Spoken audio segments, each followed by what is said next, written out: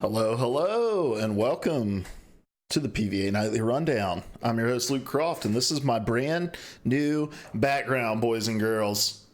It's not quite complete yet, and it's got a vacuum cleaner in it. Hold on. Hold on, guys. Hold on. All right. I think we're good. Moving that around. Yeah, I got this set up on Sunday with my long weekend. My father came over to help me out with a couple little projects around the house. Got these shelves hung up, and all of my nice memorabilia here. Hold on, we'll do this. Let's just see. Wolverine poster, an old Vita box. We've got hats. We've got an old game used Charlotte Hornets basketball. All kinds of stuff. Ordered some stuff that should be here today, actually. I ordered it Sunday, so it should be here. I don't know why it isn't. And maybe it is. My wife checked the mail earlier, and I forgot to ask her if it had come yet. But ordered some hooks, gonna hang some stuff up behind the door, get it so that it's not so blank. What? Bill, for real? What is going on, my dude? It has been a while. I think our paths haven't crossed. I think we've been separately busy. I hope you had a wonderful 4th of July. Also, oh my gosh, hold on, guys. Let me go into my alert box, because this isn't gonna. We can't be having this. Our settings are wrong. Bill for real did not get the hype that he signed up for, and we're gonna make sure that he does. So let me get in here, go to my settings. Let's see. Manage themes. Here we go. Yeah, here we go. Use. And then what we're going to do is we're going to replay that alert. So we've got that. Yeah, man, I'm doing real well. Let's replay this. Is the audio coming through? Oh my gosh, guys. Everything is scuffed. Properties. Yep. Scuffed. Can we do it? Can we replay this one more time? All right, it's playing for you guys. It's not playing for me, I think. Did that work? I don't know what's going on with any of my shit here. So I've got this set to A20 game. Dude, so we use OBS for everything except for PvA radio. We have been using Streamlabs. And ever since I opened up Streamlabs, it completely fucked everything. Like, it screwed up all of my overlays here, and I got most of it fixed, but it is not fixed anymore. But Bill, for real, thank you so much for the tier 1 subscription, my dude. Always greatly appreciated. If you guys don't know who Bill for real is, he is a co-host of Project Esports, an awesome weekly esports podcast. 6:30 Eastern time every single Monday. Definitely go check them out. I try to hang out over there as well. So yeah, thank you so much for the tier 1 subscription. And also, everybody, welcome to the PvA Nightly Rundown. This is the nightly gaming news show where I run you through all of the gaming news that you may have missed throughout the day so that you don't look like a freaking idiot at the water cooler tomorrow. All right? When somebody's like, I hear they're never making a Cuphead animated series, you can be like, look here, you dingus. They are. And it's coming to Netflix. So we got all kinds of awesome news for you guys lined up for today. But I want to start off. Today is Tuesday, and this is my first stream of the week. I want to explain what happened. I'm not going to go through all the nitty gritty details, but yesterday I had a little bit of a scare with my wife with some medical issues that essentially she kind of fell out. Yesterday, she wasn't feeling real good, and she got up out of the bed and fell into the floor and called for me and told me that I needed to call 911 because she couldn't get up. The room was spinning. She didn't feel like even if I helped her up, she'd be able to make it. It was really, really scary at the time. And so we called 911, ambulance came. They checked her out, said, hey, you know, the symptoms look scary. They were worried that it may have been a heart thing, but all the tests came back fine. They were like, you can drive her to the hospital and get her checked out. We stayed at the ER for about 5 hours, and the doctor came back and just said, hey, your wife has vertigo.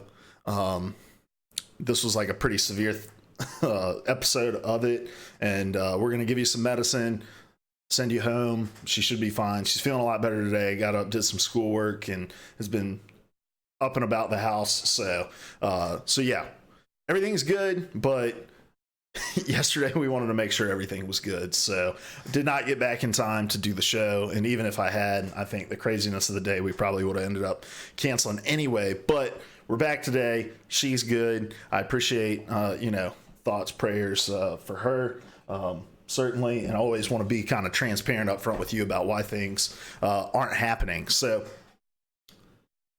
she's good. Hopefully she'll tune in at some point tonight, but I think she's out watching some sort of period drama on like Amazon Prime or something. So glad to hear. As a vegetarian, make sure you get enough B vites.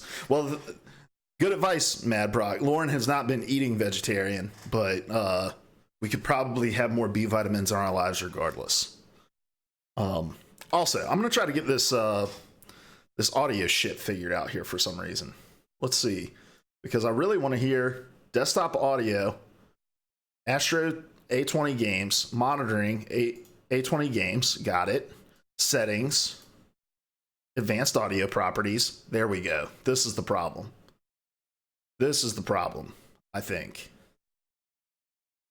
We want to monitor our desktop audio, I think.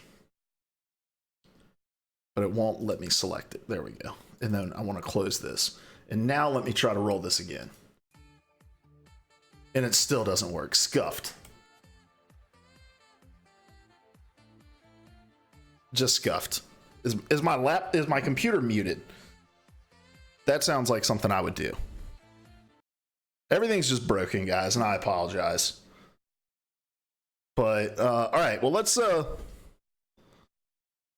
look at one more thing. Just to make sure that my sound settings aren't all thrown off.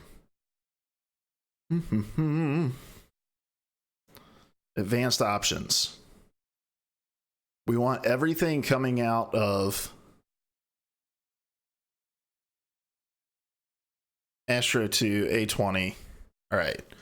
All right, guys. Well, let's jump into it. You can type !show notes in the chat to get to the rundown show notes. I will also share my screen out, but this is a great way for you guys to check out all of the articles that we're going to be referencing here. Start off with some housekeeping. Hopefully, we are back on track with really regular streaming every single night at 9, except for Wednesdays at 9:30 when we do PvA radio. I'm going to try to be a lot more consistent with what I'm doing. I've got some big plans in store for some things I want to start doing, some ways I want to start folding Larry and Cody into the content as well. I'm getting a little nervous, right? That people look at me and they think, man, that's PvA radio over on Twitch. And like, generally if I'm hanging out in a chat somewhere or doing whatever, like, and you see PvA radio, that's going to be me. But I don't want the content on this channel to just be me, because I'm not PvA radio. I am Hoagie _OW. I'm Hoagie, and the three of us, me, Cody, and Larry combined, make up PvA radio. So I want to make sure that we have enough content with the three of us on this channel. And so hopefully you're going to start folding them into more of the stuff that we do, maybe bringing some people onto the rundown. I play a lot with Larry, maybe getting his video overlaid on what we're doing as well. So a lot of cool things in store. Just got to find the time to do it. I'm off work all next week, and we're taking a couple day trips. But outside of that, I'm really just going to do my own thing, and I'm really, really excited about it. And I think part of what I'm going to do is work on stream stuff, so be on the lookout. Next week's stream may be a little spotty after saying all that, just based on whatever we've got planned for my time off. I really want to soak it up. It's my first real vacation time in a couple of years, so it's greatly needed. I feel tired all the time, and I don't like that. I'm not one of those guys who's like, hey Luke, how you doing? And I'm like, busy, just busy, man, and take a lot of pride in it. I think we default to that idea of being busy, and I think it's so super unhealthy. Like, we validate ourselves based on how busy we are or we are not. And I definitely want to make sure that I'm not doing that. You know what, guys? I think I figured out my audio problems here. I think I figured them out. All right, I think we're good now. Board games. What board games are you playing on Saturday? Got to figure out if we've got plans.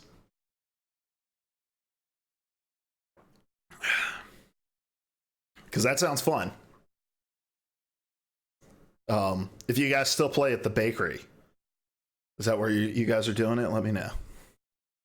And if I come, I'll bring you your giveaway stuff since Ben just darted from my house without picking it up, without taking it with him. So, all right, guys. Well, let's jump into it because I'm playing Apex Legends at 10 o'clock with Larry and Seth.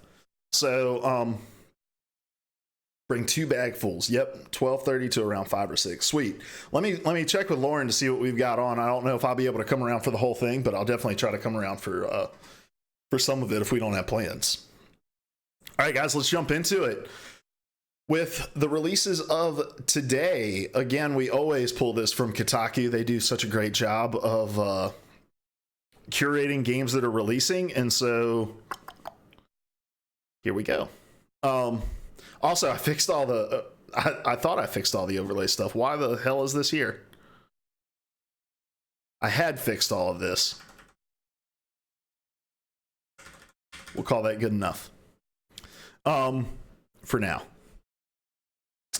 Releasing yesterday, since we didn't get a chance to do it, Square Norm on PC, Detonation on PC, Life Ed on PC, Arcade Simulator on PC and Mac, and then Cooking Trip Back on the Road for PC.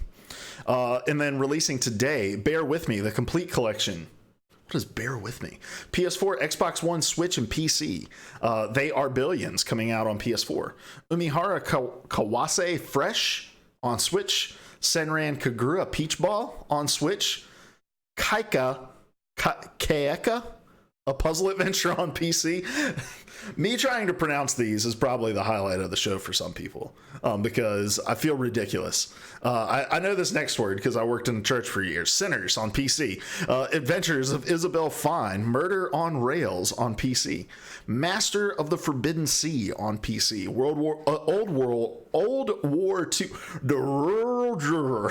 Old War II on PC, and then Hyper Light Ultimate on the Switch. Anything on this list that you guys are interested in watching a trailer for?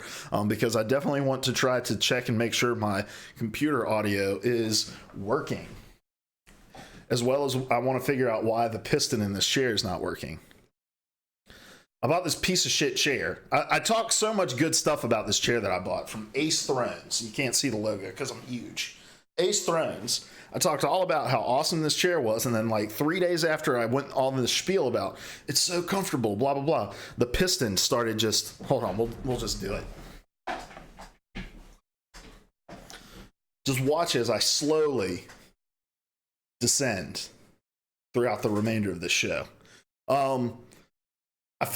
You can apparently buy like hose clamps and put them on, and it'll just keep it from going, but then like you can't play around with the height. And I've got like a gaming height, I've got a working height, I've got a podcasting height, I've got heights for everything. Also, trying something different tonight. I've got the camera a little off to the side, so you can tell when I'm talking to you, Chad. So when Mad Brock says I bring 2 bagfuls, he knows I'm talking to him. And then I'm here when I'm reading stories or playing games, and I'm not staring into your souls. So let me know. All right, let's see. What game here do I want to check out? I want to check out what this Bear With Me is. So let's go to the YouTubes, as they call it. And let's look up Bear With Me complete collection trailer and see if our in-game audio is working here. Okay, it is. Hold on. I'll get it switched over. There's a path you take and a path untaken. I'll be straight with you. All this voodoo mumbo jumbo, I'm not really buying it. Mr. Bear, surprised. What is this? Listen, pal, I need to get out of here. Yes, sir, Mr. Bear. I need a drink. Best indie game of 2014, best narrative nominee. Ted, times is tough. Did I ask for your life story? Just get me a damn drink. You know, It's like a teddy bear noir mystery. that whenever something fishy goes down, you two are peeking around the What is this? Your monologues for the shower, Snoop. We didn't do it. Is this supposed to be a threat, Bear? Have you forgotten this is my This game looks pretty cool, I'll be honest with you. thing that's going on? Experience the Acclaim series. I've never heard of this. Have you guys, has anyone watching ever heard of this? Bear with me, The Lost Robots. case. It's all sorts of wrong. Someone is hell-bent on taking all the tin heads out of commission. Play the untold backstory. You need to do Madbrock says nope. Mouths are being kept shut, and blind eyes are being turned.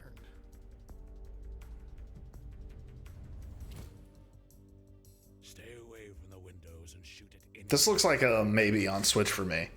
On July 9th, which is today. You gotta hype your product, man. Look, and here's the thing. There's so many game awards, right? That like, and this was nominated, right? Did it say that it won? Surprised to see. Hold on. Scrub through here. See what it said. Did it say it won? Oh, it did. But from Info Gamer Reboot, it won Best Indie Game. Like, there's so many outlets, so many awards. Like, you put out a game, you're gonna find somebody who's talking about you, right? So when I ran Two Left Sticks, we had a guy who wrote for us. I don't remember his name. Even if I did, I probably wouldn't share it. But he was like a classic. He was a super hard worker. He had a lot of really great connections, a lot of great drive to talk to people in the industry, and I always appreciated that. But he had this tendency to really like hyperbolize the games that he was talking about, and we joked among ourselves as editors when we would get a piece written by him that it would say, he would always have a sentence that was like,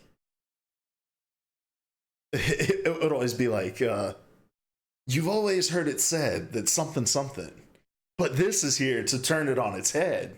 And it would be like this obscure indie game, or he would say something like, this obscure indie game is here to turn over top-down roguelike shooters on its head. And like, he would always hyperbolize how much something was going to revolutionize whatever genre it was in, and it would always be these indie games that never really took off. And I don't think he ever really covered anything that like ended up having a huge cult following or anything like that. But it was just a joke amongst us as editors. You can ask Larry and Cody about this as well. Like, but this is what happens, right? You get these outlets who get kind of like these inroads with indie developers who maybe don't have similar connections in the industry, and so they take whatever connections they get and really try to inflate them, because either one, they're super excited because they've been able to broker some kind of partnership, or get a review code, or secure an interview with somebody, or number two, they think if we cover the games that we do get access to favorably, it's going to allow us to get access to other games that we can review favorably, because people look at our coverage and be like, man, these people are really positive, and they're really like throwing around things like revolutionize. So as editors, we always tried to dampen that. But Mad Brock says, I'll rate anything 10 out of 10 for cash. And for us also, is the chat hidden here? Is everything just thrown? Oh no, it's there. It's just not showing up.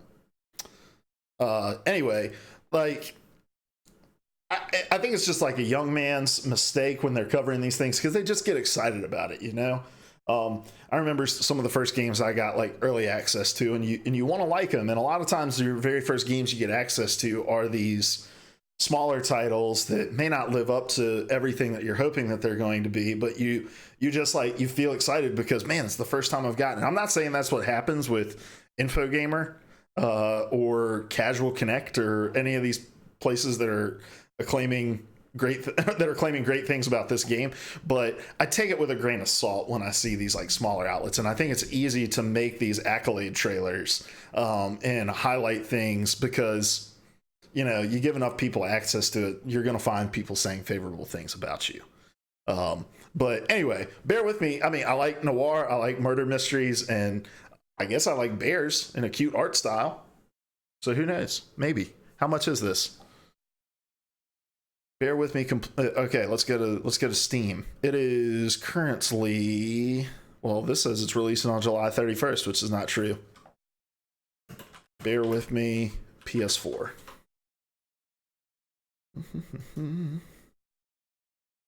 Okay.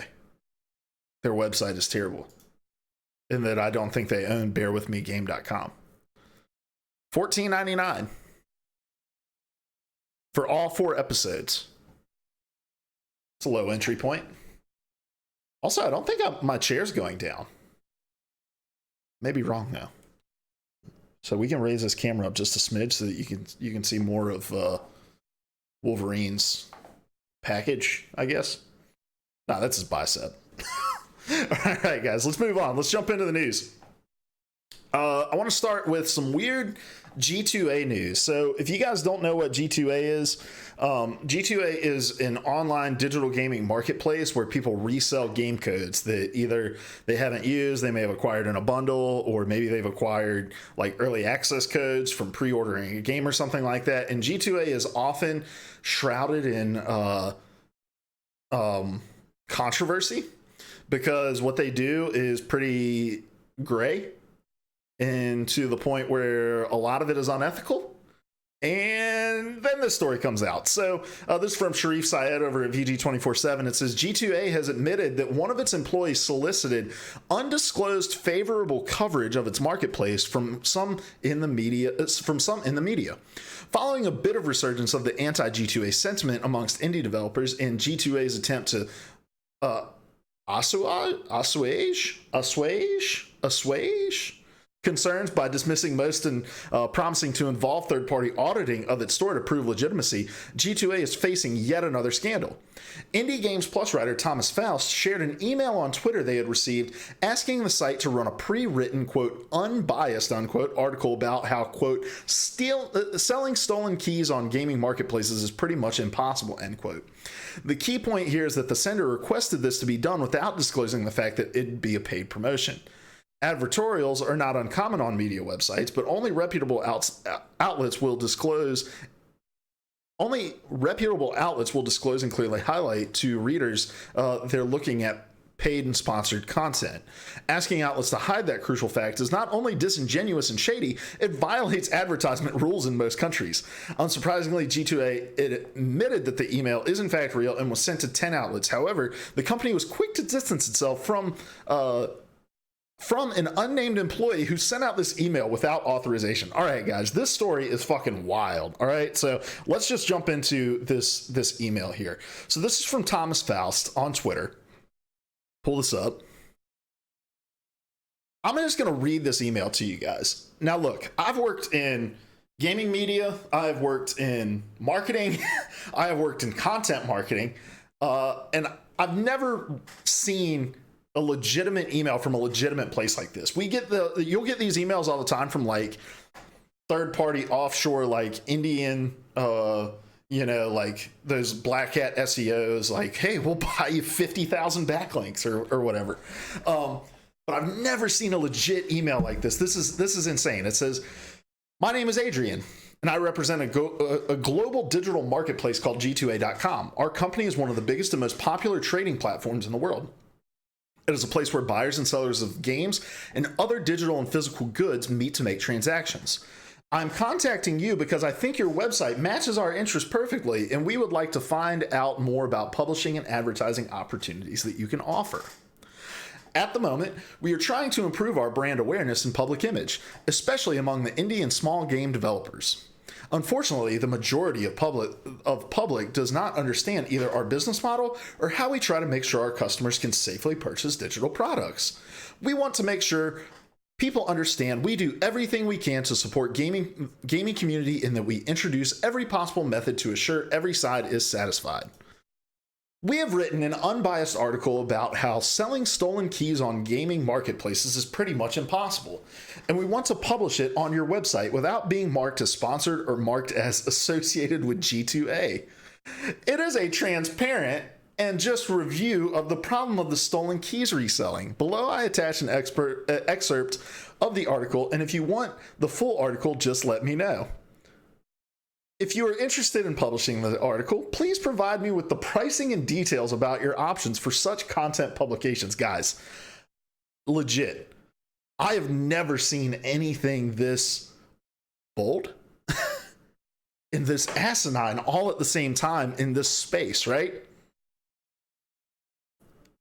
This is something that like has been really cracked down on, especially as influencer marketing grows, right? So you hear all the time about like Instagram influencers or whatever, and basically it's like, hey, here's all these people that have big followings on Instagram. Would you be willing to peddle our product, say that you use it, and then mark it as a sponsored post? With the growth of this like influencer marketing space, also guys, is my stream losing frames? It says I am, but looking at it over here, I look like I'm fine. Anyway, you'll see even like Sony has cracked down, and if you see like Greg Miller is provided with a review copy of a game or something like that, he'll often put, you know, hashtag ad or hashtag sponsored by Sony or something like that, because disclosure is a huge part of advertising. And especially within the influencer space, because you don't want to post things that look like legitimate like, hey, this is just a product I use every day, if in fact they've been paid for by those companies. And let's see. I'm sorry guys, I don't know why my internet is being a little squirrely, so hopefully everything's good on you guys' end. Let me know if you're catching some quality issues. Anyway, so for a company, a legitimate company like G2A to reach out to a publication and to say, hey, will you publish something that's sponsored and written by us without disclosing that it was sponsored and written by us, is like a total faux pas. And in fact, it's illegal, you know, to do sponsored posts without disclosures. But then it gets even crazier. So G2A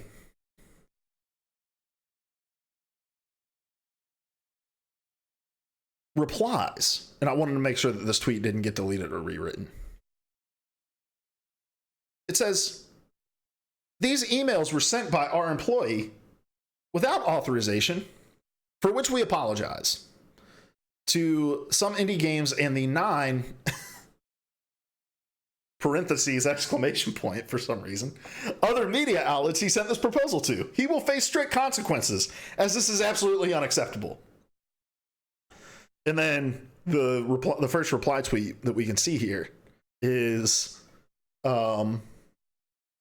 just spot on. Hits the nail on the head, right? This is a load of barnacles. If you scroll through here, it's all hit X for doubt. Well, he placed in a burlap sack and beaten with reeds. You know, all kinds of just amazing reply tweets here. I'm trying to find, so I'm not going to try to dig it up because I don't know the content of all these tweets I'm going to be showing on stream. But while all of these are really, really funny, right, there's also been some reply tweets from smaller game developers who have said, like, look, we've seen games of ours that are in like an alpha state who Kickstarter backers have received codes for on your marketplace. And these were free codes that were given out that people are trying to resell for 15, 20 bucks for early access to this game. Like, you guys are legit harming smaller outlets. But let's get back to this email real quick, and let's just think logically about this, right? Why would an employee go behind their employer's back to do something in the hopes of benefiting the employer without the express authorization of said employer? There's no personal gain to be had from something like this. Now, I'm just a small town pizza lawyer, right? What do I know? But I work for a small marketing agency, and I'm one of about 35 employees. And I am on the bottom rung of the ladder of said 35 employees, right? I'm one of the newest people there. I'm one of the newest people in my position there. And if the company were to get into hot water over something and there was going to be some sort of like public outcry or controversy around a decision that they made, even me in my lowly rung position, wanting to advance in the company or whatever, would never think to say, you know what I'm going to do? I'm going to seek out influencers in this space, send them articles about how what we do as an agency isn't shitty and underhanded, in the hopes that they'll run that, so that then my bosses will see me and think, wow, look at Luke. How proactive of him, man. You know what? Here's a promotion. Here's a raise. That's totally asinine, right? Like, I see no logical reason for any employee to circumvent the authorities that be at this company to say, let me try to solicit some publications to publish this article. That's completely and totally foolish. And for G2A to be like, oh yeah, that wasn't us. That was one of our employees who operated outside of the bounds of the law, and we will make sure that they are dealt with the strictest of consequences. Notice they didn't say, he's been let go. Like, if you did something this stupid, let's say the story is completely true, right? G2A has no other option but to terminate this individual, right? But to go to Adrian. Yeah. But to go to Adrian here and say, all right, we're not even going to have a conversation about this. We see that this came from your email address. It has your name on it. This is totally unacceptable. You are fired. But they didn't say that. They said he's going to face the strictest consequences with no real tangible, specific punishments that were coming. Because if they were to really go and say, all right, well, Adrian, you're fired. You did this. And if Adrian hadn't have actually operated outside of the bounds and it was really just G2A saying, hey, would you do this for us, Adrian? Then Adrian would immediately turn around and say, I'm the scapegoat here. I'm being let go because of something that I was asked to do, but that backfired on them. This is the classic, my Twitter account was hacked. This is the classic, anytime I'm playing Overwatch and somebody is on the mic and they're like, oh, you're this terrible word and this terrible word. I'm going to do this terrible thing to you, blah, blah, blah. Typing in the chat. And then I'm like, hey, I'm going to report you. And then somebody else is like, oh, that's my brother. Sorry, my brother. I'm back. My brother was on my account. That is what this is. This is the real life version of that. This is a real life company who tried to do something shitty. It did not land. It did not have the effect. They didn't think that the people who run these outlets had any ethics. And it backfired on them and they tried to backpedal. Oh my gosh, guys. It's mind-blowing. There was a great reply tweet to one of these, and I think it may have been to the original tweet. So let me click here. Yes. I love this. We are accused of being, this is from @N Matthias, Minor Monster. We are accused of being unethical. We have written this article about how we're not unethical. Would you like to publish it unethically? Oh man, guys. Oh, the gaming world has just been, and look, it's been like this for a while, but a jumbled fucking mess. And it just gets more and more insane. Last week we had the stories about Mordhau that we hit on. We have the Dr. Disrespect shit that's been going on. And then we have this G2A story. And it just, the moment that you think it can't get more bizarre, it gets more bizarre. Here's the thing. G2A is no doubt dealing in underhanded business methodologies that are undercutting smaller indie game developers. And if they really want to do as they claim in this unauthorized post that they're getting to publish and care for the smaller creators and care for the gaming community, they would put things in place. And but the way that they deal with this, and again, I wish I had all these tweets lined up so that I could read them to you. So they've had game creators who have come and complained and been like, hey, we're seeing keys for our games resold on your platform, and we do not think that is right. They're undercutting our Steam prices or wherever they're selling their games. And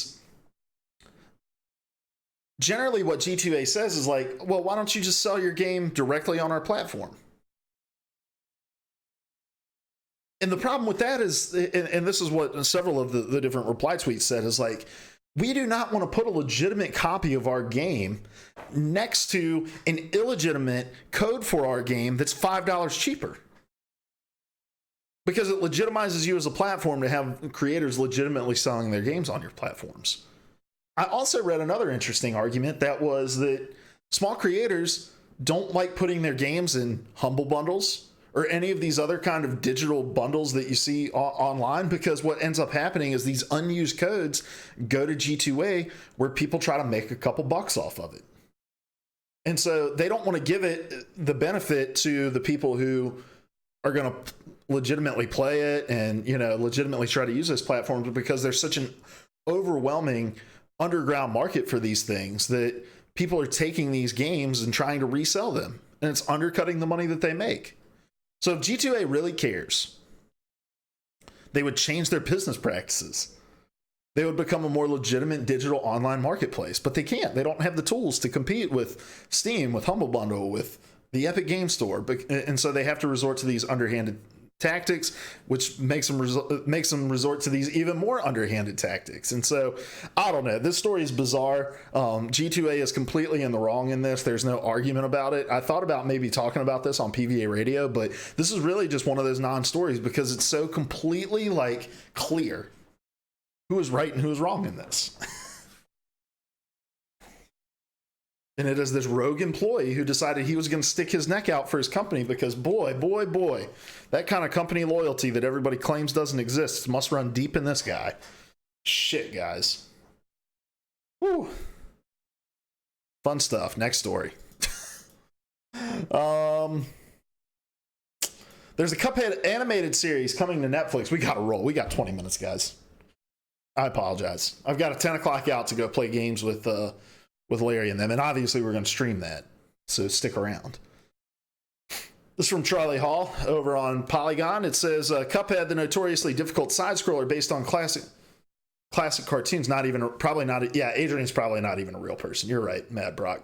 They just made somebody up. Somebody should be able to check G2A's books and see like if there's a person named Adrian that works for him. Adrian. You know what? I think I may have also just figured out what's wrong with the chat. There we go. Fix it. All right. Cuphead, the notoriously difficult side-scroller based on classic cartoons, is coming to Netflix as an animated series. Called The Cuphead Show, Dave Wasson, Mickey Mouse Shorts, and Cosmos Segerson, Rocco's Modern Life Static Cling, will serve as co-executive producers alongside the game's creators Chad and Jared Moldenhauer. The original game caught our attention at E3 in 2015, yada, yada, yada. Is that all they've got about the... Okay, here we go. Quote, the character-driven comedy follows the unique misadventures of the impulsive Cuphead and his cautious but easily swayed brother Mugman.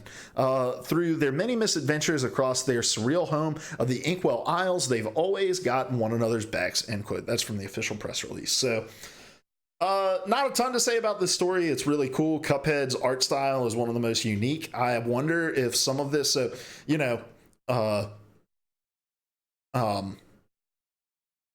oh my gosh, I just forgot the studio that made Cuphead. It's a bunch of letters, and I was gonna screw them all up, so I didn't want to just start tossing them out. So let's see. Cuphead developer. It's Studio MD. Yeah, Studio MDHR. All right, got it. I wonder if this has anything to do with the delay that the DLC's undergoing, because I have to imagine that Chad and Jared want to be able to replicate the style of it. And Mad Brock says, wonder if they will keep the style. I have to imagine that they will, man. Because I haven't beat all of Cuphead, but so much of that game's spirit and what makes that game, and that universe is that hand-drawn, old school Tex Avery art style that they draw from. And so I have to imagine that if Chad and Jared Moldenhauer are going to be actual creators of this television series, then I have to imagine they're going to stay true to that art style. But I do wonder if this is going to if this is the reason that some of the DLC has been delayed, because they wanted to start working on this and keep building excitement. I think this is also cool for the future of Cuphead, that we're definitely going to see Cuphead sequels in the future too, that they're really going to try to build a real universe out of this, rather than just, all right, we made our name with this game, let's go on to make another project as well. Mad Brock says, really like that classic cartoon look. I do too. I'm not really a big fan of games that are just like frustratingly difficult, which is what that game was to me. But the art style alone made me stick with it longer than I would have had it just been some like generic art style we've seen over and over again in video games. If you've never read about the development of that game, I would highly encourage it. There's a lot of great articles around the web. Just the amount of time and effort and passion and care that was put into making this game and staying true to their vision to it is really, really awesome. So I wish them nothing but the best in this television show, and I will definitely check it out, because while I couldn't get into the game because of the difficulty, watching a television show is easy. That's why I finished Stranger Things Season 3 in 2 days, because watching TV is easy, guys. Next item on the list, and we're probably going to camp out here for a while, which means that we're going to have to roll through these final stories. This is a really interesting article. One day. You watched it in one day, Mad Brock? What'd you think? Without spoiling anything. Scale of 1 to 10, where would you rate that season? Very curious. Because I don't know, man. I just think season 1 was so good. Season 2 was decent. And I think, oh, you put it at an 8. Nice. See, I would put it around like a 6. Maybe a 5. Just because I think they started to try to lean into a couple things and be a lot more fan servicey within some stuff.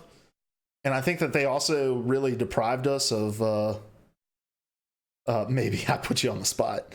I think they also really deprived us of some of the cool character interactions that we've grown used to based on just the geography of the characters in the story, and where they were.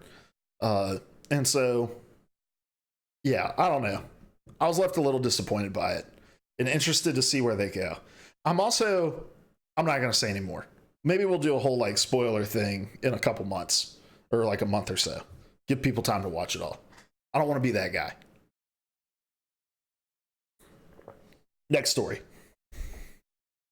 This is from Gamer Rant, but this is actually from an interview that he did with... who did he do this with? I think he did this with Game Informer.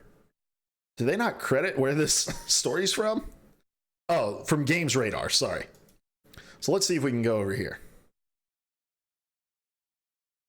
Actually, no, I'm sorry, guys. It's from Games Radar, but they really do a good job highlighting the quotes here. So, Games Radar was talking to Sean Murray. They were asking about, what would you say to like creators of Anthem or Fallout 76 when it comes to a game that is polarizing upon its release or downright, ill-received? What would you say to those people to help them get their game back on track? And his answer is really interesting, and I think this may be my topic on PvA Radio tomorrow. So I'm not going to give my full thoughts here, but we will camp out here for a second. I'm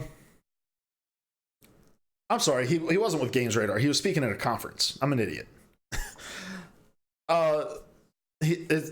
Speaking at the Develop Conference in Brighton, England, Murray reiterated the importance of the mantra, quote, actions speak louder than words, end quote. While the Anthem community has since reached a point of frustration over the lack of communication from the studio, Murray believes this is the best course of action since talking about features for a game that is already out isn't interesting or, as he puts it, credible.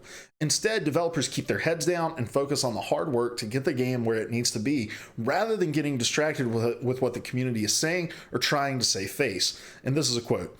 There have been a number of games that have since come out, had a polarizing launch and that explosive mix of loads of people playing it, but also problems. And I can see EA, Microsoft, or Bethesda try to placate players by just talking to them, but for right or wrong, it just doesn't really work, end quote. And then the article continues, while not everyone may agree with this methodology, Murray and Hello Games have plenty of experience in this area. In an attempt to not further upset those who have purchased No Man's Sky, the studio instead focused on turning things around through post-launch updates and content. As such, which, misuse of that term, we can talk about that at a later time. As such, therefore, 3 months went by without anything being said to the community, and an additional 21 months for the press itself. While Murray admits the silence was difficult at times, it seemingly paid off through the numerous updates and the significant next update, which essentially transformed the game. Quote, I sat down so many times and wrote the perfect blog post that was going to explain everything about the game's development and the roadmap going ahead, but I could see that it didn't hold credibility with regards to where we were at.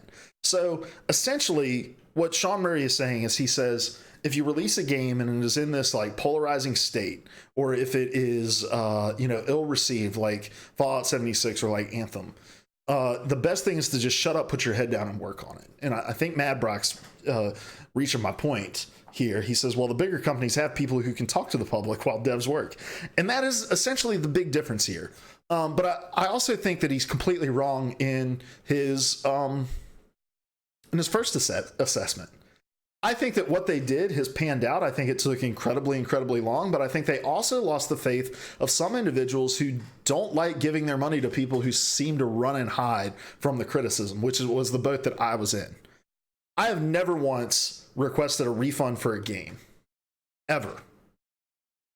I was one of the people that was excited for No Man's Sky. I was always on that like fence of saying, think this game can be good, but there's no way it's going to be able to live up to the hype. You can go watch old episodes of the Player 3 podcast. Like, I think I had really reasonable expectations of the game. Never once asked for a refund for a game. This game comes out. It doesn't have a ton of the different features that they talked about, and it's underwhelming. I'm not really upset about that, really at all. I thought for what it was, the experience was solid. I had a lot of fun just flying planet to planet, turning on some awesome, like electronic music and just exploring, getting lost in the world. Perfectly fine. What I had a problem with was the fact that all these other people had problems, and legitimate problems, who were directly pulling quotes of things that Sean Murray had said in the lead up to the release of that game, and then contradicting it based on what was actually in that game. And what bugged me was that Sean Murray and the rest of the team at Hello Games were completely silent on it. I don't care what size your team is. I don't care. If you are willing to take people's money for a product that you've made promises about, but yet you did not meet those promises, you owe it at least to come out, take your lumps, and at least say the marketing shit that you're supposed to say. At least say the PR shit that you're supposed to say. Like, hey, we understand, we hear you loud and clear. There are definitely some things, messaging got out of the way. And look, I sympathize with No Man's Sky. I think that No Man's Sky kind of spiraled out of control because Sony needed it to be this stopgap between exclusives, because they knew that a lot of their first party library was, backloaded. That they knew, their God of Wars and their Last of Us and their Ghost of Tsushimas were still years out. They needed No Man's Sky to be something that it wasn't. And I think that they put Sean Murray on this circuit, made him this personality, made him say all these things, make all these promises. And I think it did get away from him a little bit. But at the end of the day, people bought the game based on what you said. And you owe it to them after the purchase to let them know that you hear their criticism and are going to put your heads down and work on it. That's all it took. That is all it took, but they went completely radio silent. And we're talking about Sean Murray, who was out there tweeting in the days leading up to it. We all remember that picture of them holding up the game that they were sending off, because it had gone gold. They were sending off the press copy that all the other games are going to be made from, and they were like, look at this game. We're so proud of it, blah, blah, blah, blah, blah. And then they released that game knowing that it didn't have the features that Sean Murray had been talking about. And so, look, I'm happy that they've worked on it. I'm happy that they've rectified it. I'm happy that that game is at a place where the fans who played it are enjoying it. But I think it is absolutely bad business, whether your company is 2 people or whether it's 2,000 people, to take people's money and not say a damn thing to them for months when you haven't delivered on promises that you made in order to take that money. I was a small business owner. I was a team of 3 for a long, long time, man. Running an escape room. Now, look, we weren't selling millions of copies of a video game. We didn't have big dollars from Sony bankrolling us so that we could go on media tours or anything. But if somebody came to us disappointed in the product, we would give them a refund, and we would talk to them either digitally. We'd give them a phone call. We'd talk to them face to face. We would say, we're very sorry that this is the experience that you had. We didn't go run and hide. And I know that there were a lot more people trying to put the screws to Hello Games for this, but look, that's the territory, man. That's the territory. And for that to be the reason your game is successful is not because you shut up. The reason that your game was successful is because you stuck with it. Which is, I think, the reason that Fallout 76 is going to ultimately be redeemed and successful. And it's the reason that Anthem is not. Let's play our game, guys. How many people are watching Anthem? Let's go to Twitch and see how many people are watching Anthem. 12. Mad Brock says 12. Get your guesses in, guys. If you're watching, we play this game where we scroll through the Twitch browse feed and we try to see where Anthem is and how many people are watching it. Do not look ahead of time. Drop your guesses in the chat. We need to know. We're still scrolling. And then I'm probably still going to have to control F it because it won't just pop up for me. All right, so let's see. Do we got it? Whoop. May help if I spell it right. We have, drumroll please, 49 people watching. 49 people are watching Anthem right now. How many people are watching No Man's Sky? 162. The reason 162 people are watching No Man's Sky is not because they shut up after they disappointed everybody. It's because they put in the work to do it. So half of what he says is right. Put your heads down, stick to it, and make something out of it. Anthem will never have 162 people watching it ever again. Mark my words. Because they are going to abandon that game. Not that 162 is a lot. But still. This is bad advice. Bad advice from a company who did some good stuff. From a developer who did some good stuff, but very bad advice. Don't take money and run. Same thing happened with Pokemon Go, right? And to put a bookend on that story, I ended up requesting a refund from No Man's Sky, not because I was disappointed in the product, but just because I didn't want a company who was willing to take my money and go hide in a hole somewhere to have my money. And if I had the option to get my money back, I was going to do it. Bad Brock says, didn't EA say they were behind Anthem being long term? They did. However, they also said that about Mass Effect Andromeda a month before canceling all of the DLC for Mass Effect Andromeda.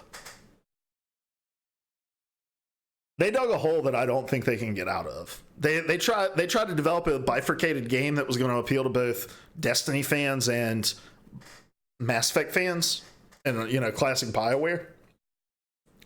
And it was one of those, like, if you try to make everybody happy, you're just going to piss everybody off. Classic mantra in church, guys. If you try to make everybody happy, you're just going to piss everybody off. It's like when you're like, hey, we're going to make a service that's going to have some traditional songs in it and some contemporary songs. We're kind of in the weeds here. I'm a little inside baseball. And the people who like the traditional music are pissed off that there's contemporary music, and the people that like contemporary music are pissed off there's traditional music. That's what happens when you try to please everybody. That's what Anthem tried to do.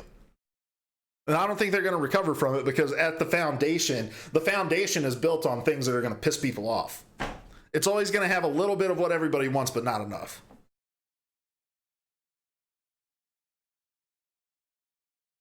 Guys, we've got 5 minutes and I've got like 6 more stories here. So I'm going to leave it up to, well, Mad Brock's the only one chatting in here. I'm going to leave it up to him. Do we want to talk about how you can win a trip to space? Do we want to talk about how much how much money Pokemon Go has made? Do we want to look at the artwork for Playdead's next game, or do we want to look at the leaked images for the Super Nintendo World reveal? I'm going to leave it up to the chat. Which one do you guys want to see? We've got to win a trip to space, Pokemon Go's revenue, Super Nintendo World leaked images, or Playdead Games images. Those are the stories we can spend our last 4 minutes on here. If not, I'll just choose Playdead. All right, great choice.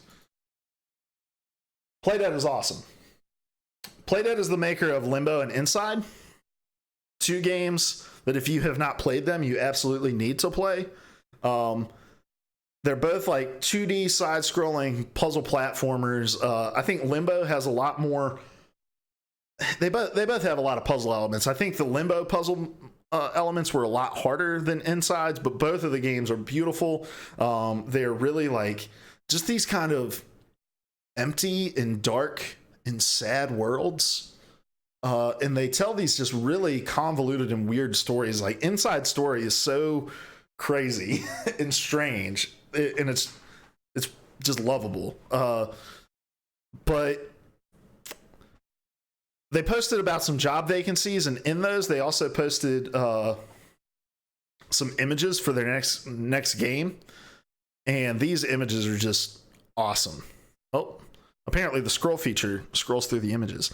So this looks like it's going to take place in space, whereas Limbo took place kind of like in these creepy woods, and Inside took place in this like industrial complex. This one looks like it's going to take place in space. And there's not a ton to talk about here except that these worlds just, I don't know if this is concept art or actual, like what it's going to look like in game. I could see it being in game, but yeah, this just looks gorgeous and empty and everything that you want from Playdead. Playdead is one of those studios. It's like just plug stuff into the same formula over and over again. You're going to get me to play every time because these games are great. They're great. Like, hey, sit down and play through this all in one sitting games. Because they only take, 5 hours maybe. So like take a Saturday, play all the way through them. But a ton of fun. Also, you can play Warframe if you want to actually go to space. Actually, we got 2 minutes. Win a trip to actual space by playing Warframe. Let's watch this trailer. That is 1 minute and 34 seconds. While I look something up. Quite the view, isn't it? You may have been here before. Forged lifelong friendships. This is the most ridiculous giveaway I've ever seen in my entire life, guys. But to become a real space ninja, you have to actually go there. PLS is go for auto sequence start. We're go for main engine start. We have main engine start. 3, 2, 1, and liftoff. So Warframe is all about being a space ninja? And so they were like, it would be cool if we put this giveaway where if you play, the more you play, the more chances you have to win a trip to space. We will fund $250,000 of a trip to space, which naturally leads you to the question. Become a real space ninja. Can you go to space for $250,000? It's just more of the same, guys. Just play Warframe, you'll be able to go to space.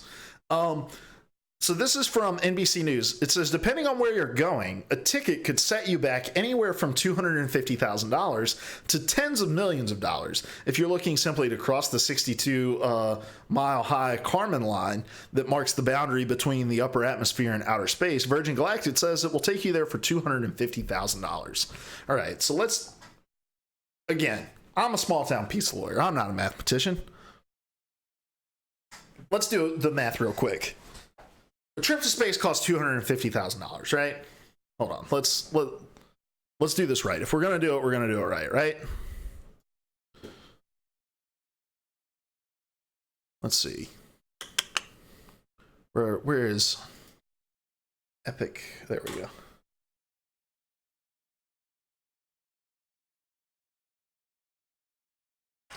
All right, let's do some quick math here.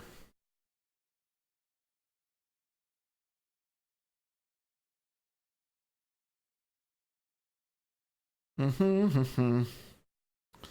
right, I'm gonna pull my whiteboard up here. Let's do some math. Get my pen, my black ink. All right. So the makers of Warframe say they will give you $250,000 for a space. Oh, that's $25,000. $250,000 to go to space. All right. NBC says that it will give you, that you can go to space for a minimum of $250,000. That's what Virgin Galactic will take you past the Kármán line for. All right. Here's the thing about winning prize money. There's something called taxes, right? So like you win a new car on The Price is Right. That car is valued at $28,000. In order to keep that car, you must pay the taxes on it as the recipient. The giveaway cannot cover the taxes on these items. You cannot give them away tax-free. They can't say, we'll cover the taxes, here's what you got. So, yes, you just won a $28,000 car, but you're going to have to pay a couple $1,000s in taxes on it. So a $250,000 voucher prize or cash prize, however this is going to be given to you, is going to be subject to some sort of tax. Now, I don't care if that is 0.01%, 1%, 3%, 5.5%, whatever it is. If they're going to give us $250,000 as the giveaway grand prize for a trip that costs $250,000, this number is going to go down, correct? So you're actually going to walk away with less than 250, or well, not even equal to, less than $250,000, which means you will have less than the minimum price to go to even just the most technically true space. You'll be a tester on the next SpaceX tests. That's how they can do it. Like, look, guys, there's about a 60% chance that you're gonna make it. So Madbrock says 30% less. Are you saying that that's like roughly they're going to take about 30% of that in taxes, which makes sense, right?